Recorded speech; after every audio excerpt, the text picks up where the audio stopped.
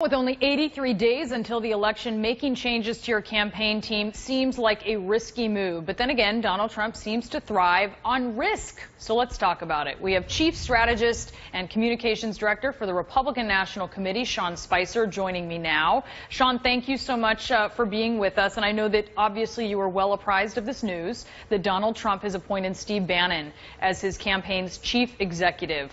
What do you think of this move? I think it's a healthy addition, as well as Kellyanne Conway at this point, adding more senior folks as we head into this final stretch.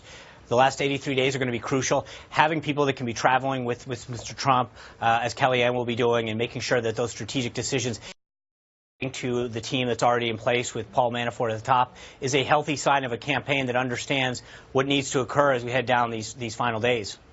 You have been a big defender of Donald Trump in your role at the RNC, but you're also seen as someone with a long history in the Republican establishment. And Bannon is someone who is the executive chairman of Breitbart News. He's been no friend to the Republican establishment. You actually, the site attacked House Speaker Paul Ryan, Senate Majority Leader Mitch McConnell.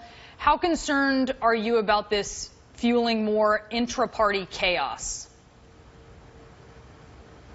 Well, I think Steve fully understands the pulse of the grassroots. That's what's largely driving this Trump campaign. And frankly, that's what's at the frustration that's going through this country right now. The reason that Donald Trump, frankly, has done so well is because he has tapped into a frustration, frankly, and anger that the American people have with a government that's not responsive to them. And Steve, through his work at Breitbart and other places, understands that. But he also knows how to run an organization and run a business, a successful operation. And I think that's what he's bringing to this, an understanding of the grassroots and an understanding of how to put a successful operation together and get that message across. I mean, you've got to give it to Breitbart. They get across millions and millions of viewers on Breitbart TV, on the website, and that's largely been at the direction of Steve. So he understands the new world that we live in, how to communicate a message effectively, and how to tap into a lot of people who frankly feel that this government doesn't understand the frustration that they have, why they haven't seen a living wage, why we're signing deals and have regulations in place that frankly don't seem to put America first. And I think that that's what Donald Trump has really tapped into. If you look back, Brianna, over a year ago in Cleveland, I want to ask you one more question, Sean, and only because I'm seeing, and we do have a bit of a delay here, but I'm seeing Hillary Clinton take the stage in Cleveland, and I want to get one more question in with you before we go.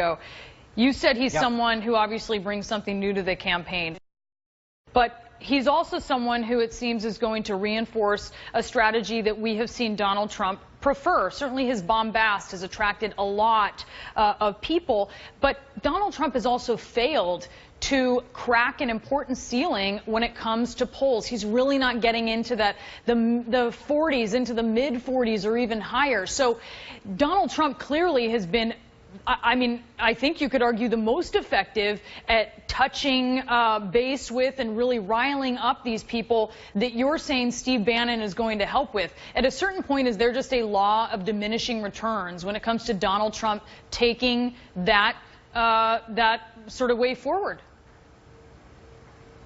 Well, I think everybody's underestimated Donald Trump from the beginning of this whole race. No one thought he would get in. No one thought that he would, go to the debates.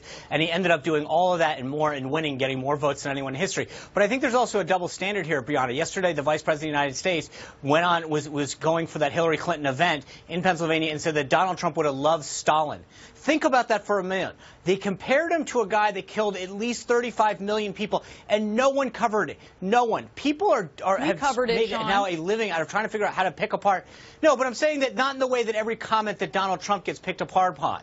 And I think that there is truly a double standard in how Donald Trump's being covered and how the other side's being covered. Too often, it's a pass on the left, a pass for the Democrats, and I think that has to stop. So I'm not saying that you didn't cover it, and I'm not saying it wasn't, but it didn't make the news that it would have if Donald Trump had said that. If he had made that accusation against Hillary, it would have been national news. And I think in the final 83 days, you're going to see a very focused, a very disciplined campaign that makes sure that not only do we take the case to Hillary Clinton, but that we put out a message that welcomes more people into this party, understands the challenges and the frustration that people face, and gives them a new vision and new hope as to where this country can go. All right, I'm going to leave it there with you, Sean. I will say sometimes, though, people say things instead of Donald Trump just allowing it to sort of percolate through the ether and take up all that oxygen. He says something else that tends to draw the attention away. We've seen that many times. And Sean, Your point is taken, though. Sean Spicer, Chief Strategist and Communications Director for the RNC.